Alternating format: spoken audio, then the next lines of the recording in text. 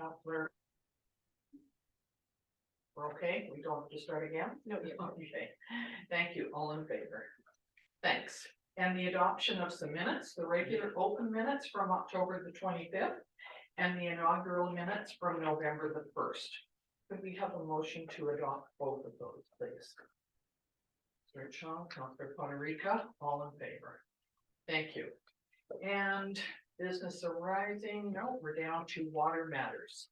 And the pages. The recommendation is that the recorded water district information be received for information. And the report on expenditures for accounts payable as of November the 22nd, 2022 are in the amount of $32,132.21. So moved. Thank you, Councillor Appleby, Councillor Moreira. Any questions or concerns? All in favor? Thank you very much. And next we will go to the proposed amendment to the 2021 East Side Boundary Extension. And is that Ms. McKay, please? Yes, Mayor McCordoff, thank you very much. Through the chair, so our recommendation today is that council resolve to support a temporary water service line from Lakeshore Drive to the LaRoche Winery to service lands which are currently outside of the town boundaries, and that the LaRoche Winery temporary servicing be subject to providing payment for the estimated cost of extending the town's water line east along Highway 3 to subject property prior to any temporary servicing from Lakeshore Drive. And further, that LaRoche Winery enter into a service agreement with the town of Suze to ensure that all costs associated with the servicing, both permanent and temporary, be borne by the property owner. So council will recall that this is part of the East Side Boundary Extension area. And town council agreed to amend the proposed boundary expansion for the 2021 boundary expansion proposal by excluding the two properties which were found to be inside of the Issuance Irrigation District service area. And then since then, LaRoche Wineries reached out to the town, many effort to gain support for the temporary service line in advance of the extension being supported and approved by the province of British Columbia. So administration is of course supportive of this action. Again, subject to the current component providing for deposit in the amount of the cost of the extension of the water line and payment for all costs of the installation of the temporary line to the property. So LaRoche Winery would need to provide proof of an easement through the adjoining property to allow the trespass of a temporary water line to their property prior to that water service being installed. The options before council today are option 1, as previously identified, that council resolved to support the temporary water service, and option 2, that council does not support the temporary water service. Implications, of course, for the community benefits from the additional properties added to the tax assessment once the boundary extension has been completed, and organizationally, administration would proceed with the servicing agreement upon council's approval and continue to follow the process outlined in the provincial boundary extension guide. And for our new councillors, this has been in play for a little bit, and we're waiting for the province to proceed with their approval to proceed with the extension and the alternative approval process, which Councillor or Director Hilson will be in charge of. So administration, of course, will provide the preparation of this agreement upon council's approval, and will continue to work with the province. Community-wise sustainability, environmental sustainability is enhanced, of course, when municipal services are available. And of course, the Director of Operational Services has been consulted throughout this process. And Mr. Michael Coleman is in the audience here from LaRoche Winery. Thank you, Mayor McCordoff. So I have 2 questions. One is the properties that they have to get approval for to go through. Does that mean Fernandez, or is there more properties that need to? The ones just to the south where it says LaRoche Winery, that property to the south. Yes, but they I go through for an have to go through for an easement.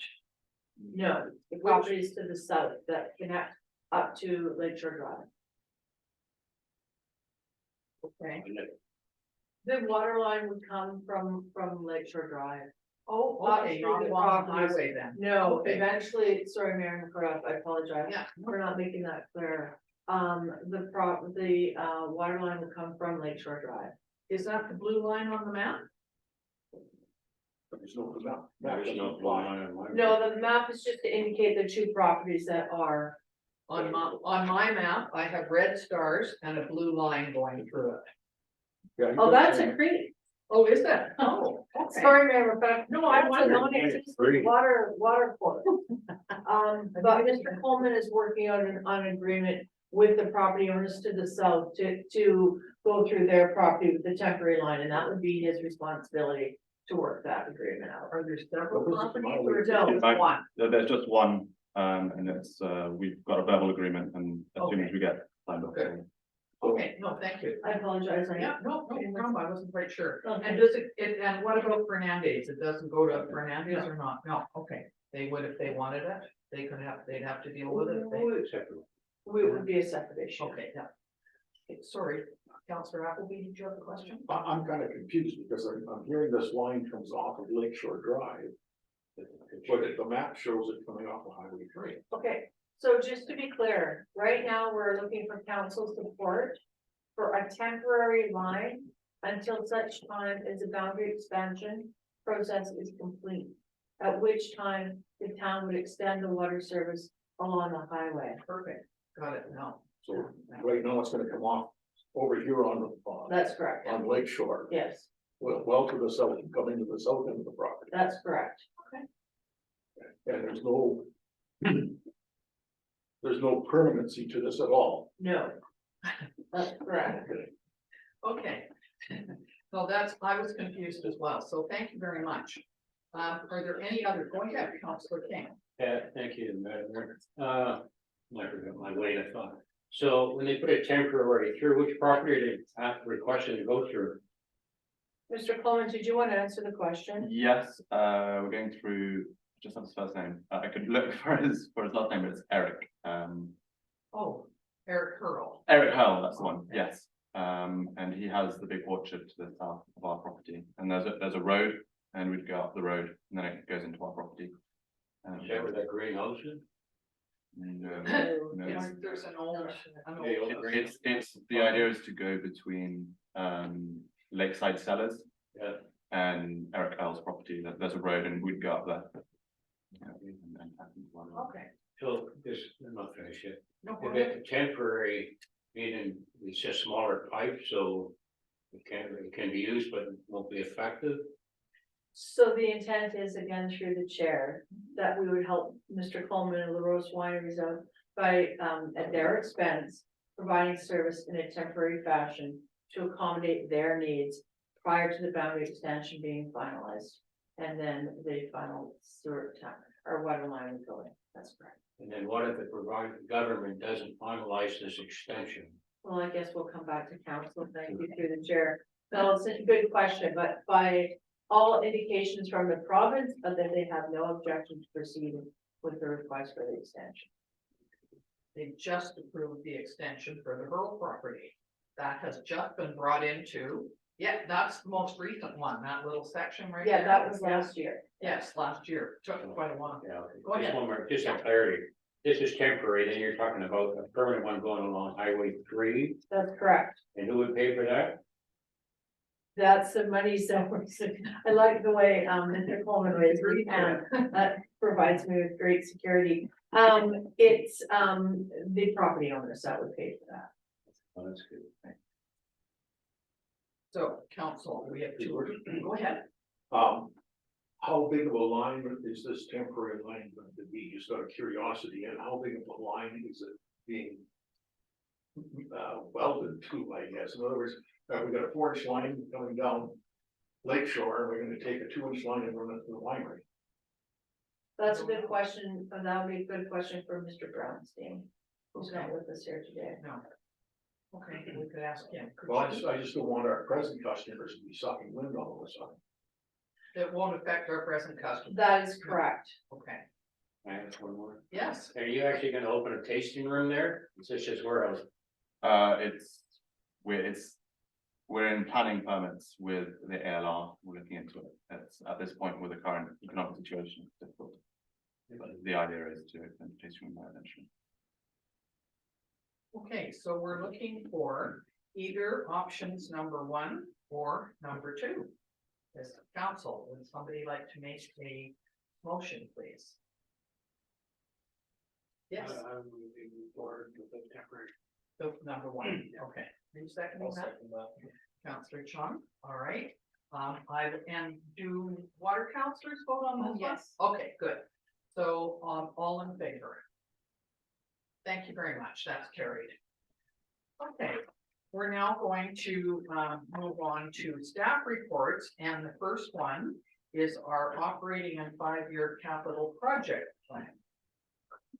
So, is that, our CAO or our CFO? I'd Go- like to go make ahead. some Sure. opening remarks, then Please do. we'll hand it on to the CFO for the expert details. Thank you.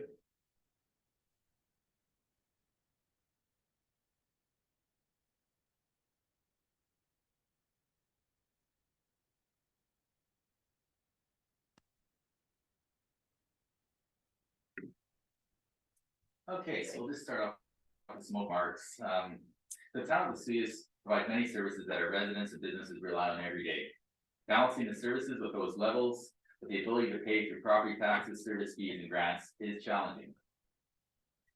Decisions for budget 2023 and beyond will be even more challenging as we have inflation at its highest level in years. Vesuvius is a special municipality. We have a very favorable climate and are home to Canada's warmest freshwater lake. This results in thousands of people visiting and enjoying our community annually. During the winter, Vesuvius is home to many snowbirds who want to escape harsh winters and enjoy our beautiful town. We also realize steady resident population increases of about 2% per year, illustrated by the Canadian Census. Tourism is the backbone of our community. Due to this reliance on tourism, and the extraordinary number of visitors we welcome, we have been designated a resort municipality. That designation creates both challenges and opportunities. The opportunities are that businesses can flourish on tourism dollars, town receives an additional tourism grant, and the construction of facilities for these tourists can also be enjoyed by residents. However, having this influx of visitors means we must provide services that continue to increase with public expectations. Solid infrastructure, clean streets, beaches, and various amenities such as Gyro Park bring new and repeat visitors. Looking after our full-time residents and businesses needs is also of utmost importance. They live here, and they are the ones that ultimately own the companies and fill the jobs that both visitors and locals enjoy. People have come to expect and demand the services currently provided. In some cases, more is requested. Balancing the everyday needs of our permanent residents and the needs of our tourism industry is challenging. Still, administration believes the budget being presented balances these needs with increases that align with the current financial practices. The proposed 2023 operating budget maintains existing service levels and incorporates extraordinary inflation. It also has an adjustment to the BYLAWS services based on comments from the public, and some additional funding for an increase to part-time work, and a recommendation for increasing reserves.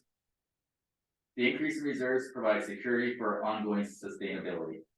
Other pressures facing the administration not included in this budget include additional resources for the landfill and community services, which are struggling with staffing hours of operations and addressing increased demand for support from community volunteers.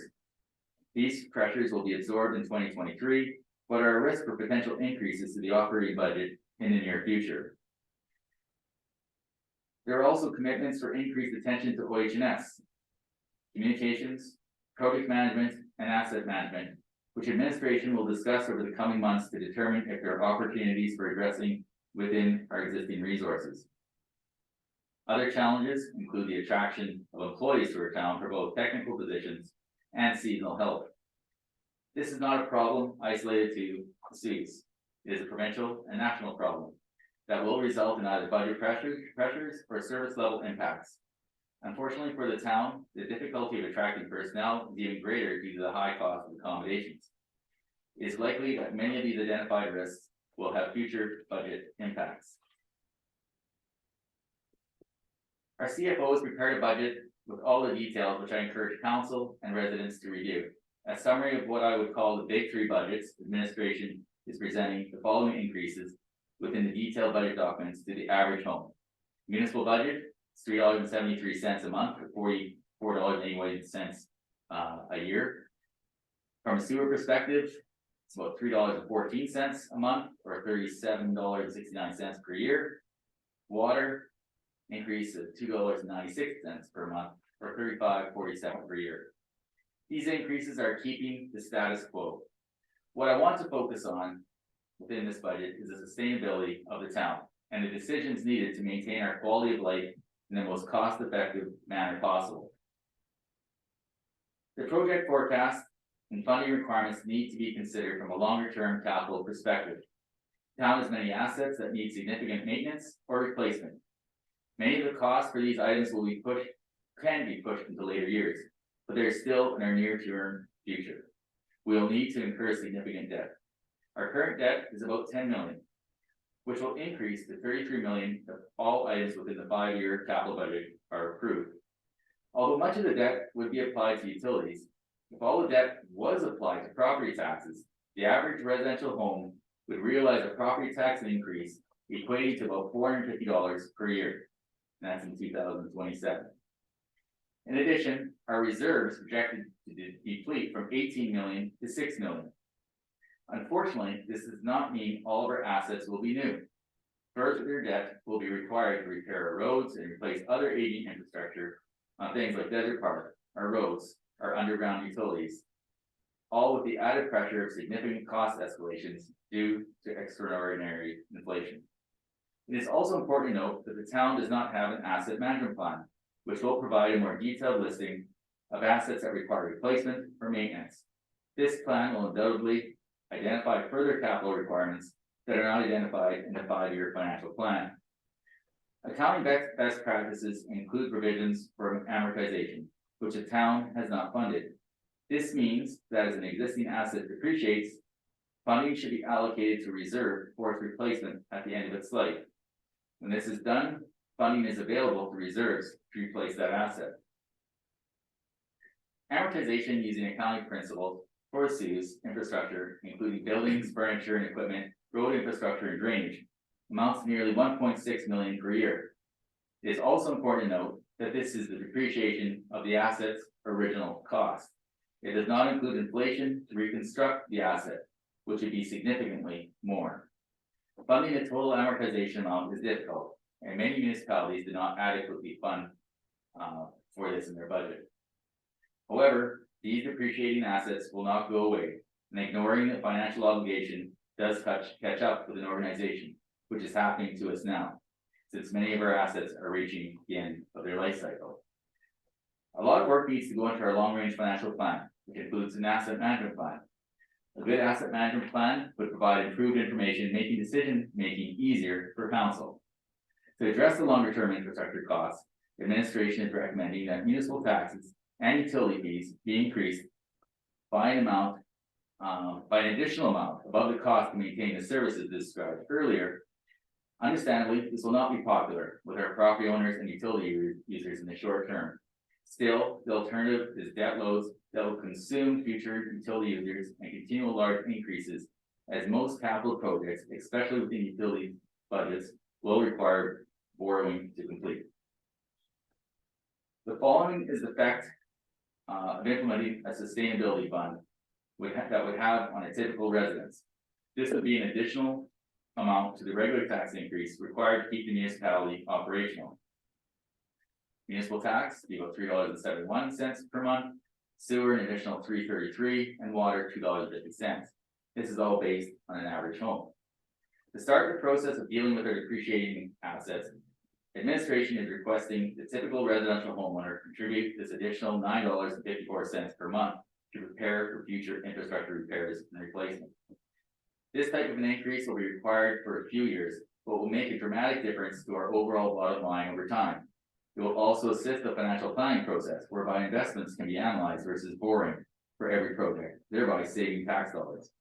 It is also recommended that the increase of $9.54 be compounded annually to property taxes and utilities over the next few years. If council chooses to, they could also decide to increase the amount, as the amount is understated based on the needs. Apart from the obvious additional funding is required, there are some positives. And although within the budget, grant funding for things like water is factored in already, some additional grants will likely become available to offset some of the required expenditures. In addition, we are on the lower end of the spectrum when it comes to comparing our utility fees and our property taxes with other municipalities. To put into context, the following tables illustrate comparative municipalities along with their taxes and utility charges. So our property taxes for the typical home is about $2,600. When you look at the other municipalities within the valley, they range from just under $2,600 to about $4,000. So ours is about $2,600 as an average, and at $2,600 for our typical home, whereas the average of the 6 municipalities used, which is us, Oliver, Peachland, Penticton, Summerland, West Kelowna, is $3,166. There's $566 difference between us and the average of those of the 6 municipalities. From the sewer side, we're sitting at about $302 per year.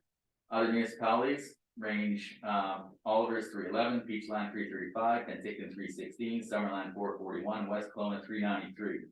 The average of the 6 municipalities is $350, and we're again sitting at $302. On the water side, our annual bill for typical residents is $394, Oliver $261, Peachland $321, Penticton $549, Summerland $669, West Kelowna $771. It's an average water bill of $511. And again, we are sitting at $394. Interesting to note, for the average house in Vancouver, 2020 taxes were $5,018. Again, ours was $2,600. So Vancouver, again, I know the markets are different, but I'm just putting in perspective. They're 1.93 times higher than our municipality. And on the utility side, and again, using 2020 dollars, the cost for typical residents in Vancouver is $1,503 for water and sewer, and that's over 2 times higher than what our community charges for these services. So every municipality is different, and it has its challenges. Finding the balance between maintaining existing infrastructure, improving it where there are regulatory changes, or needing to accommodate growth, and dealing with the increased demands on soft services, including infrastructure to attract tourists, is difficult when revenue sources are limited. Fortunately, our community is still growing and is the desired destination for thousands of people. Investing in our infrastructure and social visitor attractions is essential to our future. By comparison, our primary revenue sources are relatively modest. Unfortunately, we haven't capitalized on this difference in the past, which has previously benefited our community, but has only delayed addressing the hidden infrastructure deficit. Regardless, administration is now recommending a shift from the current practice of remaining conservative from a property tax and user fee perspective. Change. Moving to a financially sound, sustainable community is recommended by administration. Adopting a dedicated sustainability fund increase to address the current infrastructure deficit is a wise investment in the community. Over time, a dedicated annual incremental capital funding increase to the municipal and utility budgets will position us well into the future. Although the need is significantly greater to start dealing with our depreciating assets, administration is requesting the typical residential homeowner contribute $9.54 per month to the SOU's sustainability fund. This amount will be compounded annually for at least the next 5 years.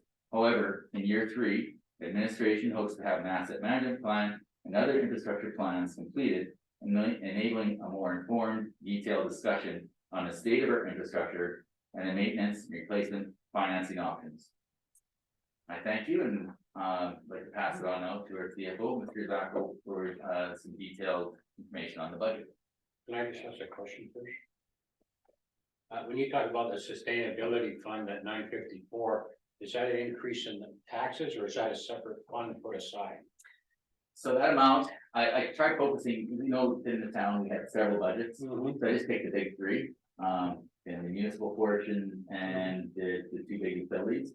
And so that amount, on the one side shows how much would go into the municipal operations, how much would go into each utility. So water was, I think, 250, Sewer was, No, that's fine, I yeah, understand. each amount was broken out. So that amount, that sustainability piece applying to those three. I think also, we need to spend a little bit more time, looking at our assets and as we start to complete some of our asset management plans. We may need to shift this and look a little bit broader. I mean, one of the things I know the administration is looking at is even our user fees. So I think we gotta look at a lot of different pieces and maybe next year we'll come forward and see that, maybe we wanna put a sustainability fund on our recreation facilities. That's the one that, incurred a lot of capital outlays and currently we do not have a reserve for that facility. So maybe administration over time here is gonna look at a couple of these other smaller budgets and potentially recommend additional increases. I don't know if you're just playing with words, a sustainable fund, like an increase in taxes. Yes. 954, That's correct. and you, So there's two pieces in what I just presented. The first one, they're almost equivalent, they're both close to that 5%, but the first piece is basically to maintain our existing services. That second piece, we're trying to label it differently, so it's a little bit different, and that sustainability piece is that 950. I guess that's why I asked the question. Yeah, it's an additional piece that would go into a fund that could go into amortization of future water lines and other community assets. Maybe our CFO determines based on the rates of borrowing, maybe it's smarter to use that for some of our more immediate infrastructure needs, but no more analysis will need to go into that, and I'm sure Mr. Zach will look at the total financial picture. Council embraces this strategy change and provide opportunities for council to make decisions on some of these investments and / capital investments where we need and not need to borrow. That's your question. Basically. Did you have a question for these? Well, it's, yeah, it's- Go ahead. how would the rural water users participate in this fund, just through a water surplus? Or, like, we weren't part of the sustainability, other than if you're going to end up adding some, extra to our fees. Maybe again, Mr. Zach. Respond. So that 954 that Mr. Isling was talking about, a portion of that would be a tax increase. The other portions would be increases to the sewer user fees and water user fees. So water district would be, theirs would be built into the water user fees, where we would take that portion and put that into the reserve for that future infrastructure. So it'd be up to the council today, or in the near future, to decide if the water portion is gonna be the $3 or whatever it was, $3.29. I forget the number, it was $3.29. So if that maintains itself, the $3.29 per month would be tacked on to rural water users also. So, and that's all of council that would deal with that. So the water, of course. So that discussion will happen during our budget talks in a couple of weeks. Right. Thank you. Okay, go ahead, Mr. Zach. Okay, so this information on 2023 to 2027 budget is to receive recommendations to receive for information. So the 2023 to 2027 budget package has been prepared and is now available on the town's website and available for council. This report is to provide council with the highlights and impacts of the budget and give an opportunity to review the package for the upcoming budget meeting on December 7th. Public consultation requirements. Section 166 of the Community Charter requires council to undertake a process of public consultation regarding the proposed financial plan before it's adopted. The act does not specify the format of the public consultation process, and it may be varied at council's discretion to suit the local community. The financial information is available on the town's website. An opportunity for the public to provide input is recommended and to be given prior to the council adopting the financial plan bylaw. For 2023, advertisements will be posted in the Times Chronicle for the November 24th and December 1st issues, and an e-news will be sent out asking for public input into the budget. This input will be included for council to review prior to council deliberating the budget. The public input session is also scheduled for December 6th. 2022 at 7 p.m. with council meeting on December 7th through 8th, I believe, for the budget meetings. This year's budget has been met with a number of challenges with increased service demands, increased service, significant increases to cost of living, rising interest rates, and the need to put more funds for aging infrastructure. CPI, Consumer Price Index for Vancouver, was estimated at 7.7% as of the September stats. The TCPI, which is a Transportation Consumer Price Index, a 3% increase is what's being applied to 2023 because that's the maximum as per our waste collection contract at this point in time. We've got QP wages being increased by 2% for 2023. The general fund, the budget is being presented with a 5% increase to municipal property taxes, which is an increase of $44.61 per year, or $3.71 per month to an average single family resident. And there's an overall increase of $178,857 in tax base revenue, plus an estimated new construction tax dollars of $30,000. The real property levy, fire protection, increasing by 22.31%. Which is an increase of $30.32 per year, or $2.52 a month. The average single family resident. This is an increase of $118,990 in tax base revenue. The real property levy leasing is increasing by 3.49%, which is an increase of $9.99, which is 83 cents per month. The average single family resident, and is an increase of $40,070 in tax base revenue. For garbage and recycling fees, the increase is 6.17%, which is an increase of $10.52 per year, or 87 cents a month for a single family residence. And this increase is to offset the increase in CPI and TCPI costs, which is an increase of $26,300. Some significant operating increases and decreases. Utility taxes increased by $12,880. Our boat trailer parking revenues are increasing by $6,080 to offset the increase in rates established by the bylaw amendment 1274. Miscellaneous revenues are increasing by $28,870. Our development and building services revenues are increasing by $16,070. Our sale of surplus equipment is reduced to the average return of $10,000. Good news story, community services revenues are up $46,765, and community service program revenues are increasing by $28,070. Wages and benefits in the general fund have increased by $153,330, the total of $3,160,900 for 2023, which is a 5.10% increase. This includes a 2% increase in wages and a 0.5% increase for employer overhead costs, and additional staff changes broken down as follows. By law enforcement, $64,510, fire department, $13,150. A $15,200 increase to council travel due to the projected high costs of UDCM in Vancouver. $12,100 increase to data processing and support costs.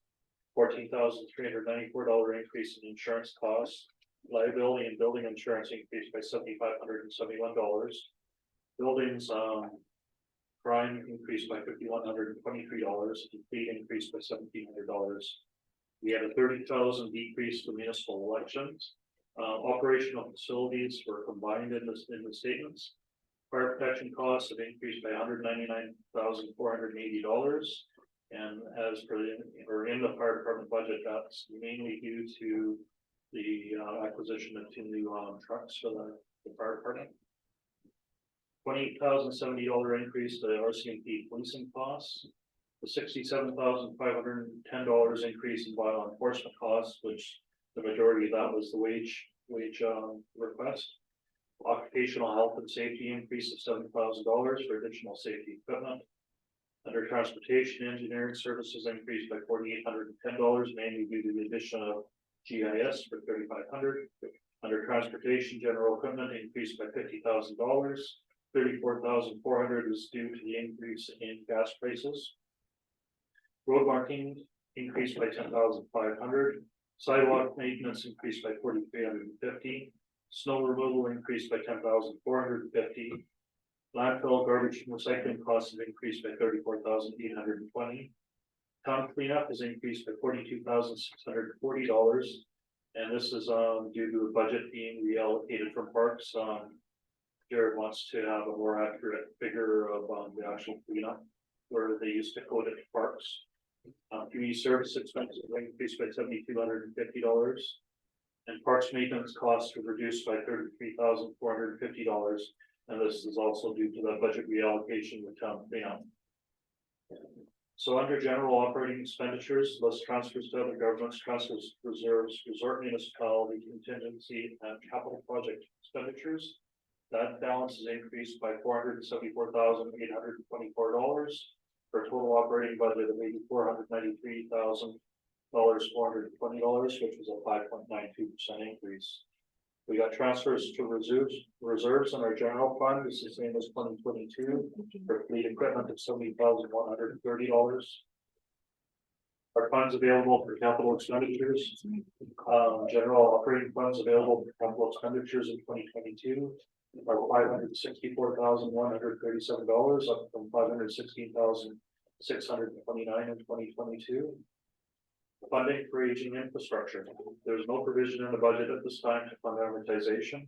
2021 amortization was $1,565,253, with the total accumulated amortization of $21,327,922 for buildings, furniture, equipment, road infrastructure, and drainage. As these assets age, there will be a need to replace them in the foreseeable future. The current cost of replacing these assets is far greater than the actual cost if they were constructed. Recommended council consider increasing property taxes another additional 5% per year, which is an additional increase of $44.61 per year, or $3.71 a month to an average single family resident, and establish a general reserve replacement fund to lessen the financial burden when this aging infrastructure needs to be replaced. An asset management plan is required to accurately reflect the future costs of this infrastructure. Our current financial plan has a current reserve balance of $10,420,365, which will be reduced to $5,172,843 by 2027. By establishing a 5% increase to 2023 to 2027 to establish a general replacement reserve fund, by year 2027, that balance would have increased by $2.6 million. Under our sewer fund, sewer is being presented with a 12.48% increase. This increase on the single family residential rate from $302.04 to $339.73, which is an annual increase of $37.69 per year, or $3.14 a month for a single family residence. This will increase revenues by $218,000, with $14,400 from new construction, which is being utilized to offset the increase in operating expenditures. For 2024 to 2027, it's estimated that the increase in sewer user fees be 5% annually to offset the additional operating and capital costs. It does not include the impact. Does not include the impact of the additional debt payments. There was no provision in the budget at this time to fund our amortization. 2021 amortization is $570,000, with the total accumulated amortization of $7.9 million. Likewise, by establishing a reserve fund replacement of increasing sewer fees by an additional $40 per year, $3.33 a month, by year 2027, the reserve balances would be increased by an additional $3.4 million.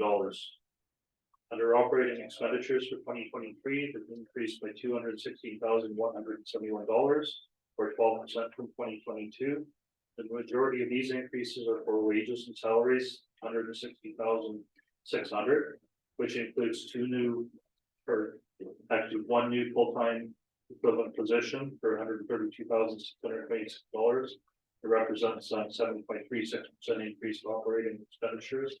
The increase to wages for TV 2% plus the overhead. Council stipend with the CPI adjustment for $2,250. Maintenance of materials, $83,800. And this includes increases for GIS, $3,500, odor control of $50,000, and chlorine of $15,000. The 2023 to 2027 sewer capital projects include electrical and SCADA upgrades for $777,400. Wastewater pump station renewal, Gala Crescent, $50,000. Replacement of the gyro wastewater pump station, $300,000. Electrical upgrades at the marina for the wastewater pump station, $25,000. Wastewater pipe condition assessment, $280,000. Treatment discharge upgrades, $1.8 million. Treatment upgrades, $1.6 million. Upgrade access road to the lower building, $250,000. Sodium hypochlorite bulk system for wastewater treatment lagoon of $100,000. Backup power at wastewater treatment lagoon for $150,000. Wastewater system improvements of $680,000. And Oswego golf course for $300,000. The 2023 to 2027 sewer capital budget has one project where the source of funding is borrowing. The impact to future user fees for borrowing based on the budget as presented are as follows. Borrowing is based on our current MFA rate of 4.3338% for 20 years. And this borrowing would take place in 2026 for the treatment discharge upgrade project, which is $1.75 million dollar project, and the increase to sewer user fees would be $23.65 in 2027. Under our water fund, our water fees are being presented with a 9% increase and a 7.81% increase for the water district user fees. This increases a single family residential rate from $394.09 to $429.56, which is an increase of $35.47 per year or $2.95 a month for single family residents. This increases revenues by $230,400, with $14,200 coming from new construction, which is the utilized to offset the increase in operating expenditures. For 2024 to 2027, it's also estimated that the increase to the fees are 5% annually to offset the additional capital costs, but do not include the impact to additional debt payments. So this one here is putting the money away for the future reserves of $30 per year or $2.50 per month. It would be $183,700 in additional funding in year one and would result in a balance of $2.75 million in year 2027. The operating expenditures have increased in the water fund by $232,953 or 10.86% for 2022. These increases are for wages and salaries, $165,640, which includes one new full-time equivalent position for $132,626. Represents a 6.18% operational expense increase. We got the increase to wages for QP of 2% plus overhead, and council stipend with CPI adjustment for $34.90. For chlorine, we got an increase of $49,200, which is an increase of $9,200 for the water district, and $40,000 with town water. Maintenance and materials, $8,125. Contingency, $10,000. And the contingency budget increase from $20,000 to $30,000 to allow for funding in case of unforeseen circumstances. The 2023 to 2027 water capital projects include electrical and SCADA upgrades for $448,000, asset management master plan upgrades of $1 million, universal water metering for $4.7 million, groundwater treatment for $11,300,000, new domestic production of $5,600,000. Water facilities standpipe power generation, $500,000. Fire hydrant upgrade program, $80,000. Major maintenance, $200,000. Water quality upgrades, automatic flushing points, $300,000. New 340 booster station, $1.5 million. Occupational health and safety upgrades, $700,000. Chlorine system upgrades, $100,000. Pump and water replacement, $90,000. Headwork re for the agricultural systems, $180,000. Pump station review and capital plan, $50,000. Instrumentation upgrades of $245,000. Water system interconnect agricultural to domestic system, $75,000. Well number 4 and 5 flood and erosion proofing, $1.5 million. Well number 8 flood and erosion proofing of $1.1 million. The 2023 to 2027 water capital budget has a number of projects that show sources of funding also from borrowing. They include in 2024, asset management master plan upgrading of $500,000, universal water metering of $2 million, groundwater treatment plant $1.33 million, In 2025, we have borrowing for the groundwater treatment plant of 918,000. In 2025, new domestic production of 5 million. Asset management plan in 2026 of 219,000. Groundwater treatment plant of 73,000 in 2026. And in 2027, the new 340 booster station. So under implications community, a significant amount of capital projects are planned for 2022 that will enhance the community, improve the infrastructure in the town service areas. Organizationally, additional staffing has been requested by law enforcement, increasing seasonal staffing by $64,506. Fire department increasing administration support by 1 day per week for $13,150.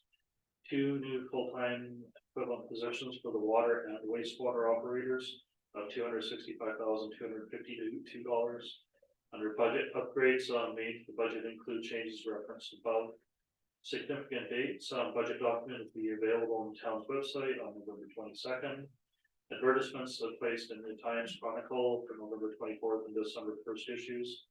And issue providing an invitation for public to provide input into the budget. Under sustainability, working to ensure maintaining levels of service to the community and financial sustainability for the town. And others consulted, there's the notice published via the Times Chronicle and requesting public input. And that's this report. Thank you very much. It's sobering, isn't it? So we're not getting into the nitty gritty today. We are going to have this for information for people to look at, for people to think about, to ask questions, to try and get their heads around some of the things that are there. And absolutely, we need to look at all of these things. They're essential. And the budget meetings will be on the 6th, 7th, and 8th, and they will be, the one on the 6th is for residents or groups to come and ask to have something included in the budget. And the 7th and the 8th would be open meetings for anybody to attend and understand what's going on and listen to the discussion that goes on with council and our staff. Is that correct? Yeah. That's correct, Your Worship. So go ahead. Councillor. Thank you, Madam. Just one question, Mr. Zacco. In your general fund, you're talking about a budget increase of 5%. Am I reading it right on your operating expense is 5.92, so aren't we going in the hole? We have some additional sources of revenues, so our fees and charges went up in different areas like recreation. So I have to report on the actual operating expenditure increases, but our revenues have done a fluctuation of increases, so. Yeah, I just thought you're taking all this stuff into consideration to come up with that bottom number. Yeah, so The expenditures are still more than what you're presenting. bottom line is we always want to try to have at minimum a certain level of funding available for capital projects comparable to the previous year. So that calculation is factored in there as well. Okay. Thank you. So, thank you very much, for this. We will certainly, take a lot of midnight reading to try and understand some of it. And, I just had a question. It seems to me we've been talking about asset management for many years, the need for it, and I think we had started it. Am I correct? We started in some areas, and then was it with COVID that things kind of slowed down? I'm not sure. I think there's, to your worship, Mr. Zagor can maybe add, but, you know, there has been some work done on it. You know, so there has been some work done on it. But, I mean, I think there are a lot of priorities, a lot of other things that occurred, and whenever you do these projects on the side of the desk, they take much longer than, one would think. I know some municipalities are actually hiring people, and that's all they do for a couple of years, is work on this project. So it's something administration's gonna look at for the next 12 months to see if we have some capacity to build upon what's already done. And you know, we may need another budget, may have budget request next year to address this critical piece other plans that will assist in the whole asset management plan, like our water and wastewater.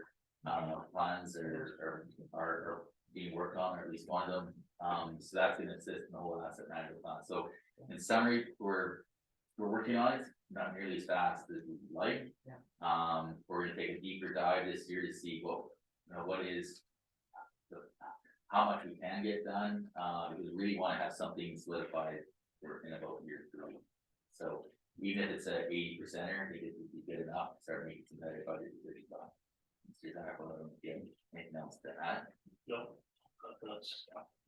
So it sounds like some definite time needs to be set aside for it, and I know that's difficult because things pop up all the time and you set aside time for it and then there's something else that arises, so I get it.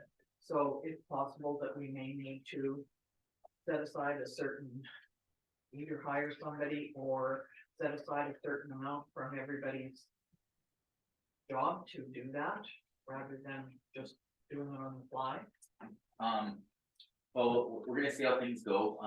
Right now we have a couple staff vacancies that we can advertise, and we those positions haven't been filled, so really depends on a bunch of things. Hopefully we can fill those positions, hopefully everything stays on track and there's no emergencies. Then you get more things, those things faster up that are urgent. Applying seems to fall the wayside. One of the things some jurisdictions do is, you hire a dedicated person to look after asset management. You hire dedicated people to do project management. I mean, our community is growing, and as we grow, if you look at municipalities, they grow, they acquire these types of positions, but there's a cost. So, as you grow, you need more additional resources to become a more complex organization, and sometimes you need some of that expertise. And that's one of the things we're going to be looking at over this next year. We need to up things on the communication side, the OHS, and what can we build? Maybe what can we do to maybe work with some of their neighbors? Maybe we can get a partner and maybe buy half of that team. Maybe we can't afford one, but maybe we can get together with some municipality and say, we can use them for 2 days, we can use them for 3. Maybe that's an option. So I know it's a long-winded answer, but as municipalities get more and more larger and get more and more complex, you need more resources dedicated to these individual things. So, but we're going to do some more digging this year to see what we can possibly do internally, what we can maybe see other places. Okay. Anybody else have anything that they wanted to mention, ask about? Please, if you think about it, even in the middle of the night, don't phone, but send them a text or an email, and I know that our staff will answer it when they have time. Okay, thank you very much for that. We're going to go on to the issuance of a development permit, and that would be for 8121 Main Street. And is that going to be Ms. Curtis or Ms. McKay? Ms. McKay. Oh, Thank you, Mayor McCordoff. So I'm here before you today to request your support for issuance and development permit 22-11 for the construction of a new mixed-use building at 8121 Main Street. And of course, the owner is Focus Bear Development, and the details with respect to legal description, etc., are provided for you on the first page of the report. In summary, they're looking for support for an underbuilding, a building with underbuilding parking with commercial on the main floor facing Main Street, and then 3 stories of residential above. So it would be a total of 18 residential units, and then a mix of commercial units on the main floor facing Main Street.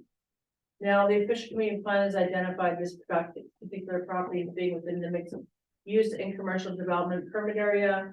The guidelines are to promote quality urban design for commercial developments within an appropriate community context.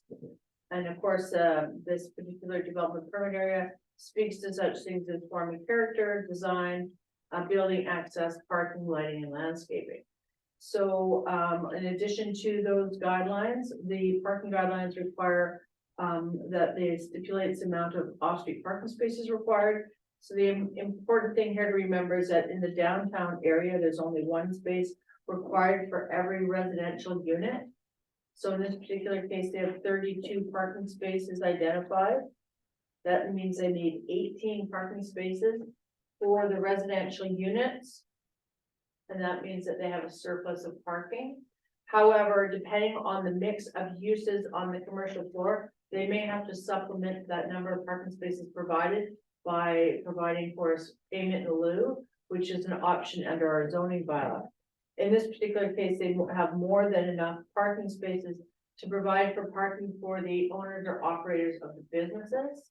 And they would likely have to pay for anywhere between 6 and 8 parking spaces at the rate of $3,000 a parking space. So it's actually not that onerous a requirement, but that is the option that is available within our zoning bylaw. So, and as per the land use procedures bylaw, which we spoke about recently, development application signage was placed on the property, notifying of the pending application, and securities would be secured through that process as well. I have attached the draft development permit, which includes a site plan, which has been prepared by an architect at Kumar Architecture.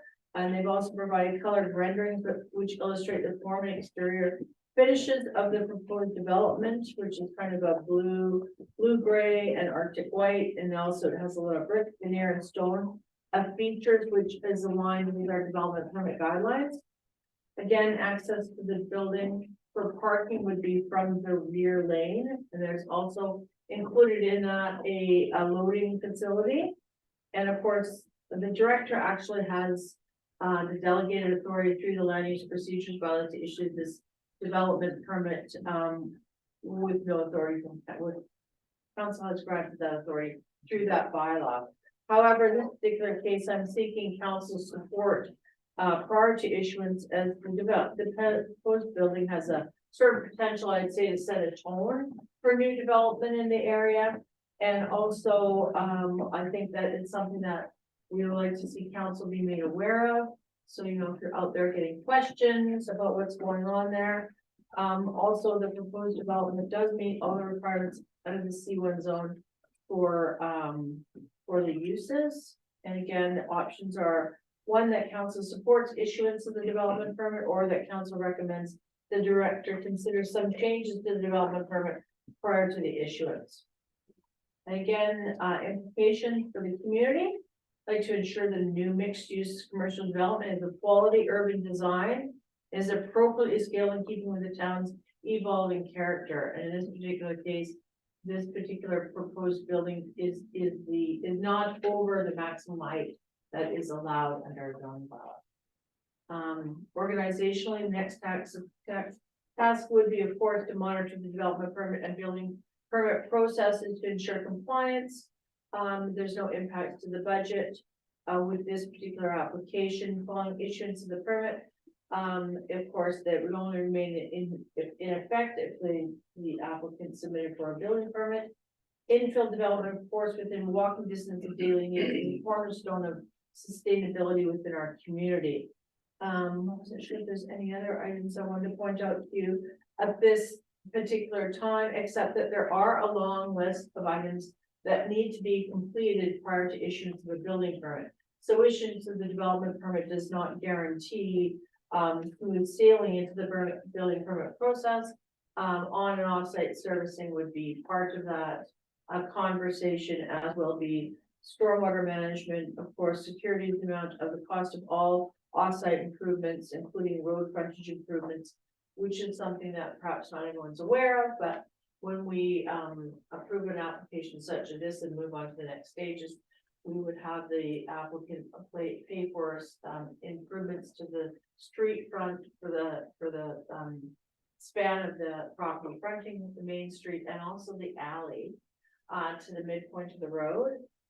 Development cost charges would also be payable, and the amount for those development cost charges are in the actual draft permit at the amount of $5,089 per every dwelling unit and $28.92 per square meter of gross floor area for the commercial uses. Thank you, Mayor McCordell. Thank you. Could I ask, first of all, is there any affordable housing component to this? Is there rental housing included? That will be up to the applicant. Okay. To determine the tenure. Okay, did you have a question? Yeah, I do, thank you. I think it's a great development going forward. I just have a question. You talked about the road front, would that be the sidewalk? Actually, thank you, through the chair, thank you, Councillor King. It's actually the sidewalk all the way to the midpoint of the road. So we've recently been talking about road improvements, so we would have the applicant would secure funding to the town in the amount of those road improvements to whatever standard we determine would be appropriate at that site to the midpoint of the road, and then we would take those and just hold them until such time as we did the road. You mean we could actually charge them before we decided to improve the sidewalk? We would charge them for whatever the cost for the improvements, whatever those improvements are that we decide would be appropriate to the midpoint of the road. And obviously, is he aware of the possibly new design of Highway 3 along there? Yes. Thank That you. would be over and above, Councillor King, what we would normally charge. We don't usually charge someone to build a town square, but I suspect that they would be happy to provide some input for that. Thank you. Councillor Bennett. Thank you, ma'am. I agree. I think this is perfect of what we have to start seeing in downtown. We can't go, we start going up and with the mix and also getting rid of that lot, the front and the back. That would be a really nice change for the town. It'd be great. Yeah, go ahead. Yeah, no, I'll move up to on the council support issue the development permit 22-11. Seconding that, okay. Anybody else have any other concerns? My first thought right away was the possible improvement to the road along there, because we looked up, that was a pretty high price on that. It sounds to me like we should sort of wait until they get their building and all of that done first before you start messing things up. Otherwise, you might have to, if we went along with the construction on Main Street there could be some adjustments to it after they've already done it, or I don't know. Do you do things in a certain order that way, or? Thank you, Mayor McCarthy. It wouldn't impact construction on that particular site if we were to move forward. I suspect they'll Sort move, of do it from the back. if I may say, faster than we will. Maybe. And, I mean, with all due respect, thank you, Mayor McCorduck, they're quite eager to get going and to become members of our community. And they have workers. That's the problem. We have several places that we are waiting for things to get done, but we don't have the staff to actually, not the town, but the builders and all of it seems to take a lot longer. Because they're busy at one thing and some of the other areas are not getting done as fast as we had hoped, I guess. Okay, no, so hang on, we're back up, but we got it moved and seconded, yes, we just haven't taken the vote on it. All right, so all in favor of option 1. Good, thank you very much. Thank you. All right. So. We will look at the ALR exclusion application and on that would be on 681497th Street, Ms. Curtis. Thank you, Mayor McCormick. So this proposal pertains to the property located at 681497th Street. So that's on the corner of Highway 97 and Red Place. So it is administration's recommendation that the agricultural land reserve exclusion application number ALR 2201 or ALC file 66769 be accepted, and that council authorized staff to proceed with the notification process, which advises of council's intention to consider the ALR exclusion application ALR 2201 at their December 13th, 2022 council meeting. So the purpose of the report is to request the council's acceptance for the attached exclusion application to the Agricultural Land Commission, the ALC, for release of the subject property from the ALR in order to facilitate the subsequent rezoning and subdivision for the property. The subject property, as I mentioned, is at the corner of Highway 67, and Red Place. So the property owners, Sean Pearson and Patricia Pearson, have approached us with their application. And their specific address, I've mentioned, was 681-497, and they are currently designated within our OCP as medium high density, and they are zoned for R1 single family residential, and we currently got an application for them to rezone their property to R2. So if the property is 0.068 hectares or 0.212 acres and has not recently been used for agricultural purposes. Located within the Meadowlark Planet area, the property is bordered by single-family homes to the north, Highway 7 to the east, with single-family homes being located across the highway, and single-family homes to the west and south. The property is located within an 8-lot subdivision on Run Place and was created back in 1977. Of the 8 properties in the subdivision, 7 have been developed with single-family homes, and the property is currently being serviced by town water and sewer. So as mentioned, the land is designated as a medium high density residential as a result of being located within the Meadowlark area. If the ALR exclusion is approved, the property owner intends to move forward with the rezoning proposal, which will enable them to subdivide into 2 residential small lots, therefore creating an additional residential space or residential lot. So the official community plan, there's a total of 326 hectares of agricultural land reserve within Osoyoos. This comprises of 14% of the town's total land area, and most of Osoyoos ALR lands are in active agricultural production to some degree or another, with a few exceptions, such as the Osoyoos Golf and Country Club, Golf and Country Club. That is a non-farm use allowed by the Agricultural Land Commission. So the town's growth management approach to the OCP aims to protect the integrity of our agricultural land base, as new development is only encouraged in areas with access to existing servicing infrastructure. The Meadowlark Plan area was identified within town's previous OCP as a future growth area. Properties within the Meadowlark area plan are transitioning from agriculture to other uses. The Meadowlark Plan area was prepared in response to the Commission's needs and to guide future development within the area. The plan was endorsed by the Commission back in 2010, and it was used to support the town's successful application for approval in principle from the Commission to release ALR lands over time. Lands within the Meadowlark Plan area may be released from the ALR on an as-need basis, subject to their confirmation that proposed developments are consistent with the area plan policy. So, as our new policy, the Agricultural Land Reserve Exclusion policy, states the town is responsible for making applications to the ALC through their online portal on behalf of applicants looking to have their property excluded from the ALR. Exclusion applications may be considered by council for the ALC consideration, being that they are not agriculturally, or they are agriculturally inactive, and they are connected to existing servicing. So administration supports the proposal to exclude the property from the ALR, as the property is currently designated as medium high density within the OCP and is located within the Meadowlark Plan area. The subject property has been agriculturally inactive for several years and is connected to servicing. The Meadowlark Plan area has been identified within the OCP as a future growth area, and it has been the town's objective to have all of the Meadowlark Plan area released from the ALR over time. So options, option 1 is that agricultural land reserve exclusion application number ALR 2201 be accepted, and that council authorize staff to proceed with the notification process, which advises of council's intention to consider ALR exclusion application 2201 at the December 13th, 2022 council meeting.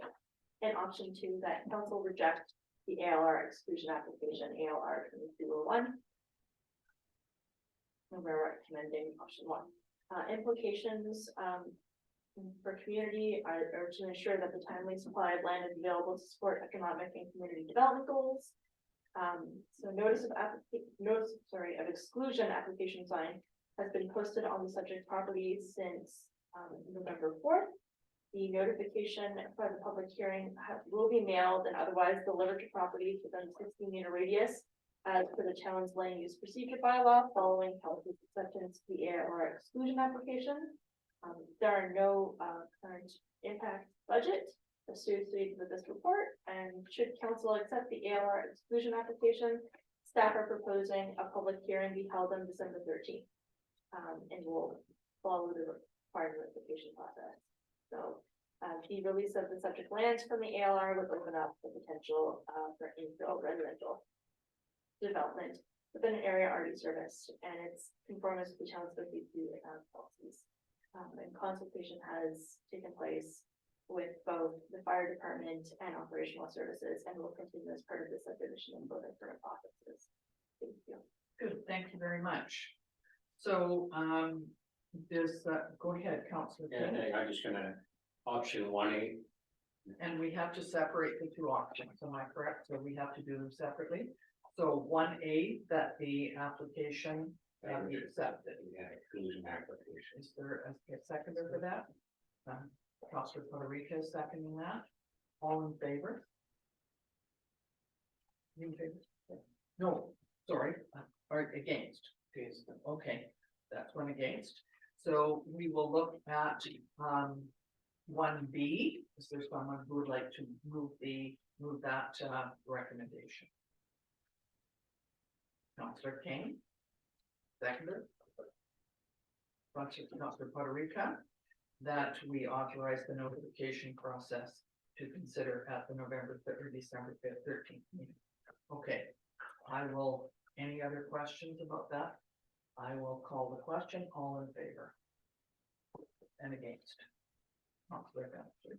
Such a question. Yes, sure. Is there any opportunity to talk to the gentleman on his lot of those big cedar trees? Are they hindrance to coming out on the road? Is that, like, he's got the big trees all around his house, if I'm talking the same place. I'm sorry, Councillor King, through the chair, I'm not sure which property you're referring to. Where his house is right now, this property we're talking about subdividing. Right. His trees are on the road, you say, on the road right there? On Rand, he has a bunch of big cedar trees on his property? Am I talking about the same property? I'm not sure that they're, again, through the chair, on his property, or they're on the neighbor's property. Okay, then, That could be 6008 or 60 post. all right. I think it is, it's sort of on that border. Yeah. But I can certainly look into it, thank you. Okay. I believe if I may, through the chair, you're looking at the property to the north of the subject property across the road. The hedge. No, I'm on Rand, on the west side of Highway 97. Lot number Yes, are you north of the subject property? I will look into it, maybe get back to you. Okay. Okay, thank you. All right, thank you very much. So we are going to move on to the Federal Park Reserve request for support, and that's Ms. McKay. Thank you again, Mayor McCordock. So, the recommendation here is that council resolve to advise Parks Canada through the project manager that they do support the retention of gun range operated by the Sioux Wildlife Federation and located at 14,000 Strawberry Creek Road, which is of course in the proposed National Park Reserve in the South Okanagan. So administration did meet with the project manager and the policy officer from Parks Canada recently to discuss the status of the proposed National Park Reserve.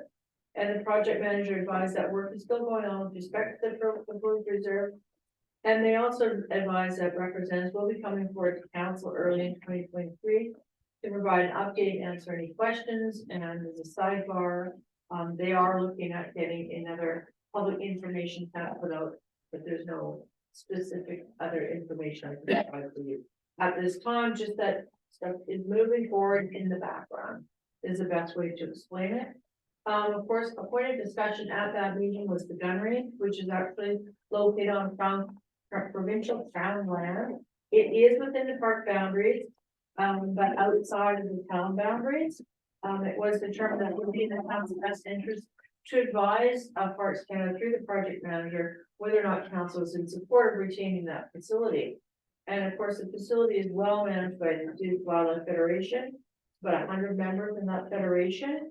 It's very well run, conscientious organization with the goal to support conservation, wildlife, and natural habitat. Also, public in education and the instruction of safe practices relating to firearms. They're also associated with Fishing Forever and the Go Fishing BC, which provides guidance and opportunity for fisher people in the area. And yes, fisher people is a word. Interesting word, never heard it before. Welcome to 2022. So on July 2nd, 2019, memorandum of understanding was signed between the government of Canada and the government of British Columbia. The Civil Okanagan Nation is also represented by the Sioux Indian Band and the Lower Similkameen Indian Band to formally work towards establishing a national park reserve in the South Okanagan Similkameen. So that MOU, of course, is a document that summarizes the agreement between multiple parties, and it's a significant step because of the time and effort that was required and invested to develop that mutual understanding. It's such an important issue, so it is very important. So that basically signals the willingness of the parties to take the next step towards a formal agreement, and it does provide an outline, the use of a starting point for negotiations on the agreement, and also management of the lands that would fall within that park boundary. So the signing of MOU in July confirms that agreement between all the parties, and town council had previously provided support for the proposed national park reserve. Now, the options before council today are pretty clear. Of course, number one, that council advises Parks Canada, again, through the project manager, that we'd like to see that opportunity with the Sioux Wildlife Federation at 14,000 Strawberry Creek Road be maintained, or option two, that you do not support the retention of the gun range within the National Park Reserve. For the community are visitors, pardon me, benefit, we feel, from the retention of that facility for public use, again, by both our community members and our visitors. We would continue to keep council informed on the proposed park reserve as information becomes available.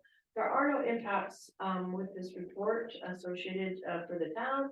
Parks Canada will be in touch, and they have been in touch with the administrative advisor. They would like to attend a committee of the whole in the start of the new year. Sustainability wise, of course, the community environmental sustainability is enhanced when municipal water and service is available. They are not available at the site, so let's just cross that out. Shall we? Again, I think that I would like to say that the sustainability is increased for the community with some assurity that those uses that they've been using for on-crown land are maintained. Director of Community Services has reviewed the report and been in discussions with myself, and of course this Diego. Thank you, Mayor Parda. Thank you. I like the fact that the piece of property for the gun range, and I know it's been there forever. I'm not sure how they ever came up with this particular part, sort of out in the middle of anywhere, you know, no. Anyway, if that was allowed, do they allow that separate little pieces of land can be excluded? Thank you, Mayor McGrath. What's special about this not proposed national park reserve is that there'll be management plans for different parcels within the reserve. So that includes uses such as maybe mountain biking, etc., which would be retained. Oh, I think it's a great idea, and I also like the fact that that they are considering coming back and presenting to council. They have done that a couple of times over the years, because this has been in the works for the last 20 years. It was 2002 that they set up the first office on Main Street to see whether people were interested in a national park. So it's been in the works for some time. So I think that is a really good idea for them to come back and explain what's happened, what some of the issues are, and I totally get it. Councilor Bennett, you brought this up, so did you want to speak to it? Yes, I'd like to just propose option number one. I think that there's not a lot of areas you can put something like this in, and that's a perfect spot. Okay, so you're moving option number one. Okay, so Rebecca. I have a question about does this include the archery or is that a separate piece of property? That's a very good question. Thank you very much, Councillor King, through the chair. That does not include the archery. If you look, on the plan, east of where the gun range location is, you can see sort of a clearing spot there. On the south side of Strawberry Creek Road, that is where the archery is. So is there any opportunity or discussion being proactive, talk to the archery group to see if they'd like the same sort of letter? Well, the archery group is actually within the town boundaries. Okay. So thank you again, Councillor King. You'll recall that we did a amendment to our zoning bylaw to allow the outdoor recreation use to be maintained in M1 zone to accommodate them at that site. And I guess the Wildlife Federation is a nonprofit. Who's a couple of the principals that they're going to be asked to come forward and make a presentation? For which, The Assoyas Wildlife Federation. I'm sorry, I beg your pardon, They're a nonprofit, I presume? that's correct, but they're not who would come forward for a presentation. It would be representatives for the National Park Reserve. Oh, okay. Do you know who is on their board then? I do, I'd be happy to share the information with you. Don't have it with me. Can you email it to me? Email it to all of us? Yes, it's public information, I'd be happy to do so. Yeah, thank you. Thank you, Councillor King. Ms. McKay, there was another piece of property that we were looking at. And just- Yeah, was it just at the top of, the golf course development? Was there not a piece that we were trying to? Thank you, Mayor McCartney, that's a very good question. So if you drive up Strawberry Creek Road, like you're going to the archery or to the gun range, and right up above, behind the industrial park, and behind, I believe where Councillor King lives, there is an area here that the town has an opportunity to develop as a future industrial park. So that is something we'll talk about in the near future. The national park? No, that's inside the town boundaries and outside of the National Park Reserve. Proposed boundary area. Portion somewhere down closer to the border that Thank you were you. talking about, and I can't Yes. heard that for a while. Thank you, yes, that is a This portion, is the industrial. that is, south of Dividend Ridge. Yes, Yeah. and was it the national park that we had to talk about which side to include it on, is that? Correct, we Yeah. provided a letter, to the proposed National Park Reserve boundary folks, advising that we would prefer if they removed those lands that are inside the town boundaries from the National Park Reserve. Sorry, go ahead, Mrs. Nelson. Megan Bull, who is the program and policy officer for Parks Canada, will be coming to council at a community of the whole on January 24th. Perfect, that's good, thank you very much. Okay, so we have, it's been moved and seconded, we just haven't voted on, am I correct? Yes. All right, so it's option one that we're looking at, all in favor? Thank you very much. Okay.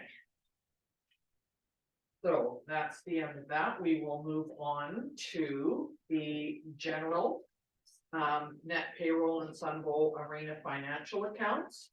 And that these three accounts be received for information. And as of November the 22nd, 2022, general cash requirements are in $1,088,114 $0.85. Sun Bowl cash requirements of $18,097.40. And net payroll accounts $257,179.51.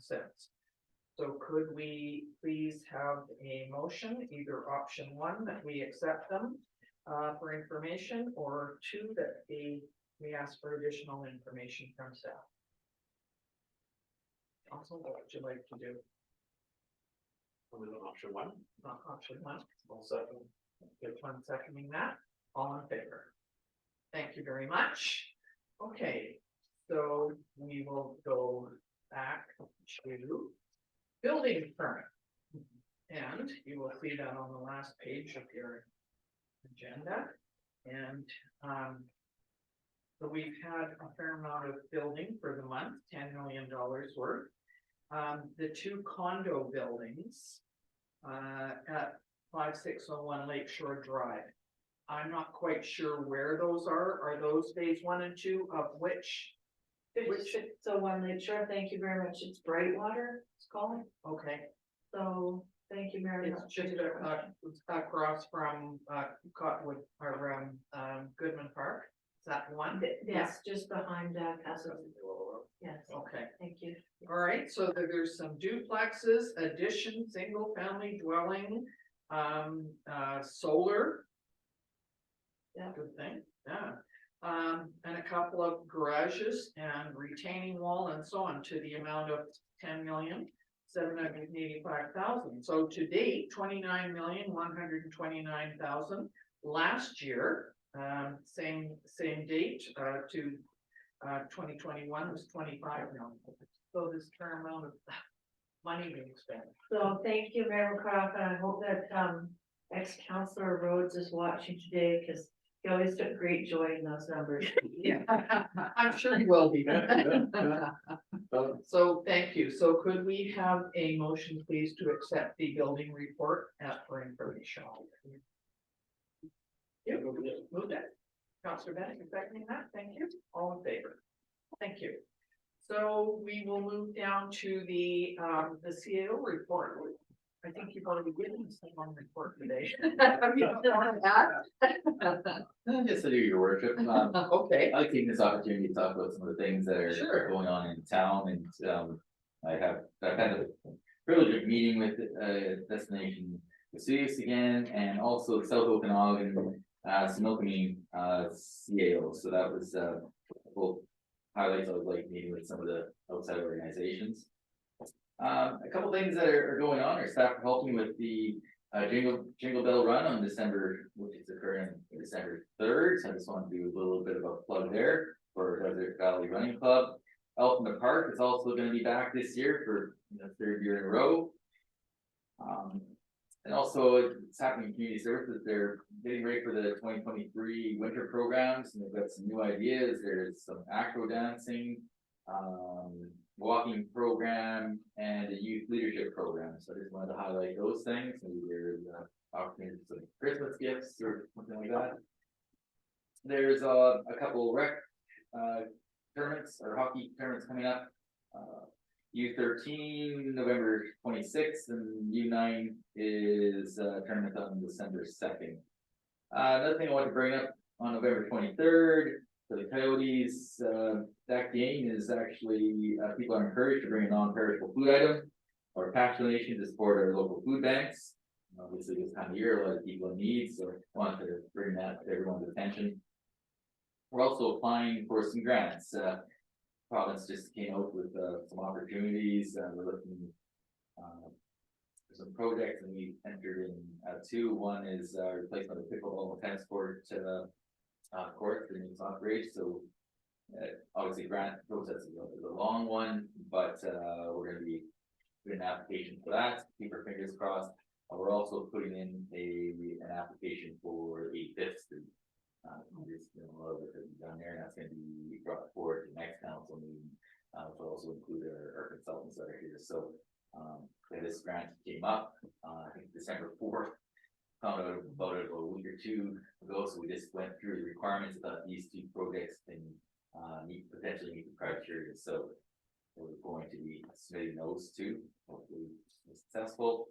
On the financial services side, Zach is obviously been busy with what we heard today, but also year-end discussions with the auditors. In the fire department, a bit of an interesting note there is chief for the day. Winner is Madison Scott. So this Wednesday, she'll be the fire chief for the day. So I think that's pretty exciting for her. And in this case, the shop, the contractor zoning bylaw update, foreshore zoning bylaw, and short-term rentals consultation that was issued to Urban Systems. So that's going to be starting up in the new year. So that's an important contract for our community.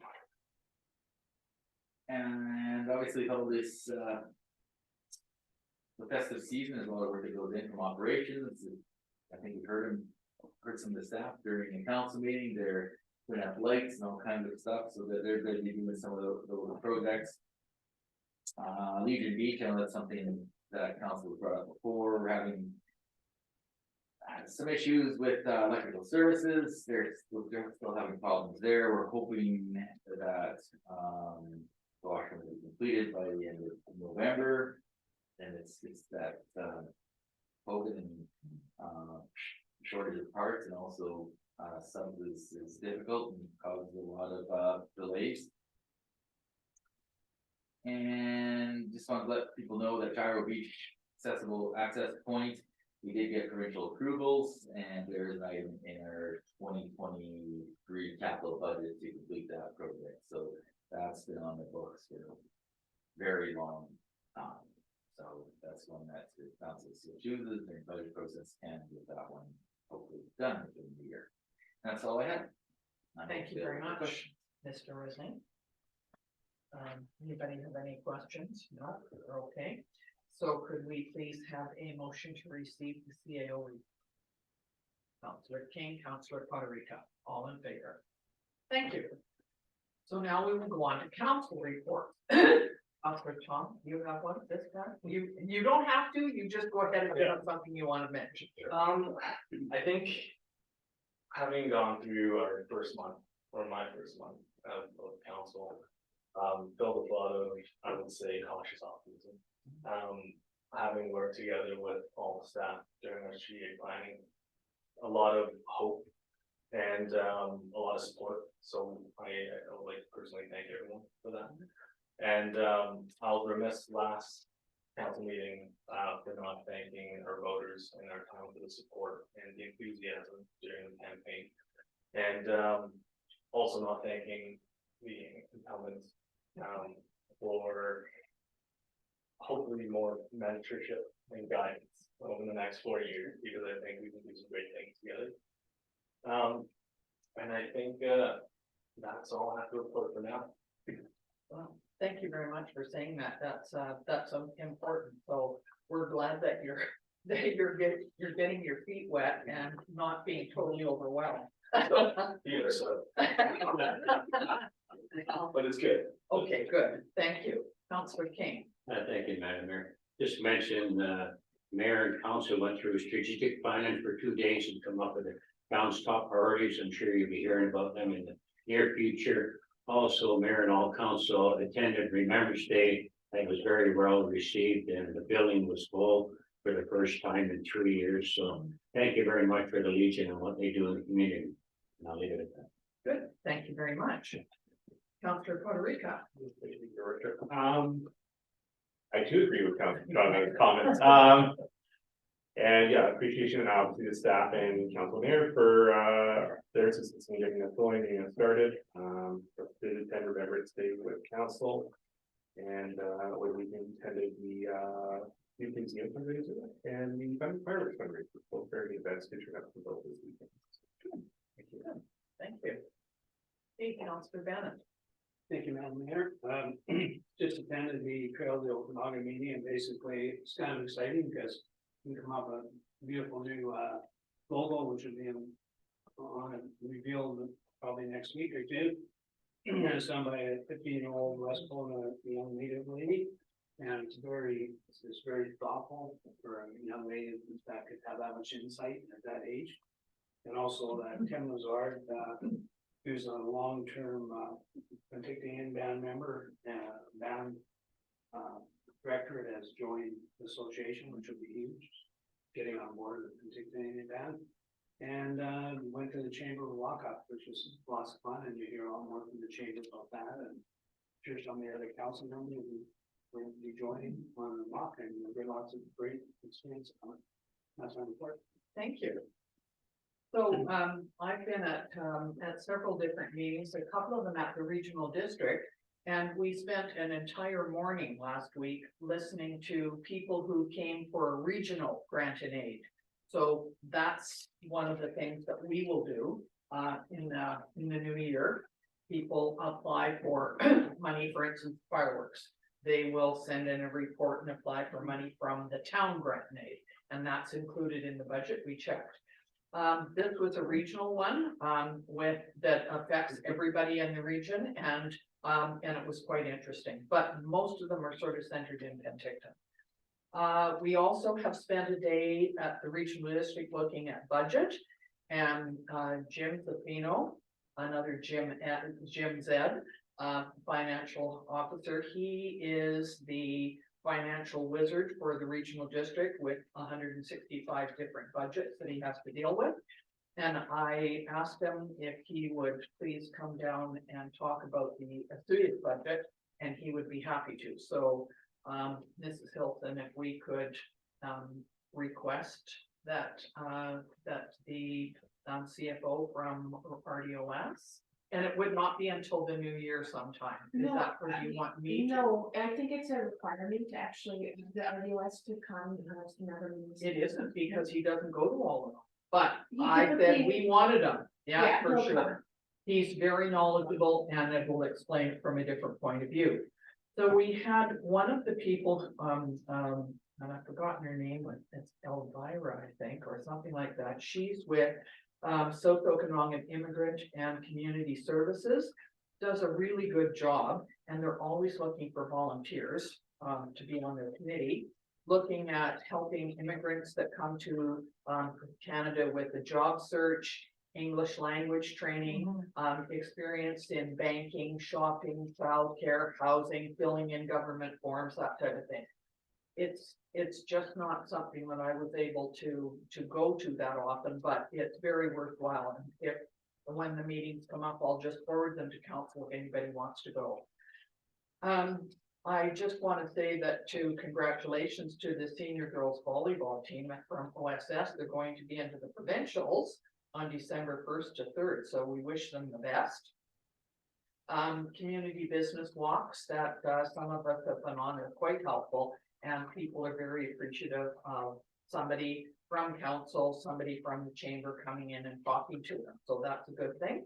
And the a couple of things that are on next weekend, the Fire and Ice festival, and I think it's on this weekend. And there's a couple of different things. One is a gyro and it's free. I think it's on Saturday. And then there's quite a big event up at Spirit Ridge as well, but you have to buy tickets for that one.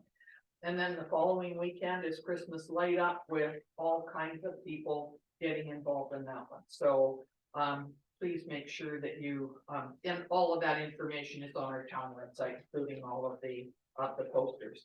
Yesterday, after the premier put out his, he had a couple of things that he was talking about. Wanted to get them through government quickly. One was called More Homes for People. And so the Minister Cullen, Municipal Affairs, and Minister Rankin, Minister for Housing, quickly set up a Zoom meeting. I didn't know whether you were on it or not, Ms. McKay. You were? I was on, thank you, Mayor McCarthy, I was at another housing Zoom meeting. Oh, okay. So I'm very, With somebody very else. much aware of it. Yes, so I was on this one, which I think was a lot of mayors on it. Anyway, they were talking about rental restrictions. And I don't know whether it affects us here, but it certainly would in some of the big cities, that you cannot be evicted from a rental place just because you're starting a family. That was one of the things with no children allowed. So once you decided you were having a family, you then had to move. Well, you had to move. So that has been changed. Short-term rentals, they're looking at that, which was interesting because it's giving more power to towns to regulate short-term rentals, but I mean, it might take a while and we have to wait and see what they come up with. Housing Supply Act, and it's based on the Housing Needs Report, which you have to report every 5 years, is that correct? And they're trying to get projects approved more quickly. And then there is a housing needs report that has to be sent to the province, and the province reviews and determines if you've met your targets. Sounds a bit weird. The municipality has to take action and meet targets, and then they submit a progress report And the province then steps in if they don't think you're doing a good enough job, which I thought was just a sec, I'll let you speak in a sec. And so, and then it was hopefully upping the development approval process and accelerating that. And there was the Strata Property Act, but speculation and vacancy tax units, 2,900 of them. They're trying to make sure that those can be available for people to rent. But 55 and up years, buildings will remain intact, that you don't have to do that. So did you have something? No, to thank add? you, Mayor McCarthy. I just wanted to clarify that the requirement to provide X amount of housing only applies to the eight larger centers within the province, that doesn't apply to rural communities such as ourselves at this time. Right. Obviously, the housing needs report, we're supposed to be on top of that and update that on regular intervals to, just to make sure that we're staying in line and we're providing, some opportunities for housing in our communities, which of course we are. Yeah, And yeah, more I was will thinking come. we have lots of things like that ongoing right now, so we're okay. But you're right, they're targeting the 8 municipalities first. And so several of us that were on from outlying areas, somebody asked a question for all of us and said, well, what about the rural areas? And they said, it's probably gonna be a long time before you ever see anything like this, but they will target those. So it's always interesting to be on Zoom calls with ministers, and I'm on them quite often, certainly during COVID. I was on several of them, and it was actually better because when we go to UBCM, we get 15 minutes with the ministers if we're lucky. And I was on, I don't know, 5 times or something with municipal affairs last year. I mean, it wasn't always pertinent to us, but it was nice to know what was going on and how we were dealing with things. So that was my notes from yesterday. Anyway, that's all that I had to report today. Lots of things on, everybody's busy, and I know that for the next month, we're gonna be busy with more meetings and dealing with budget issues. So I don't think we have anything else on our agenda. So Councillor King, terminate, is there something you'd like to, Councillor Chong is seconding that, all in favor. Thank you, everybody.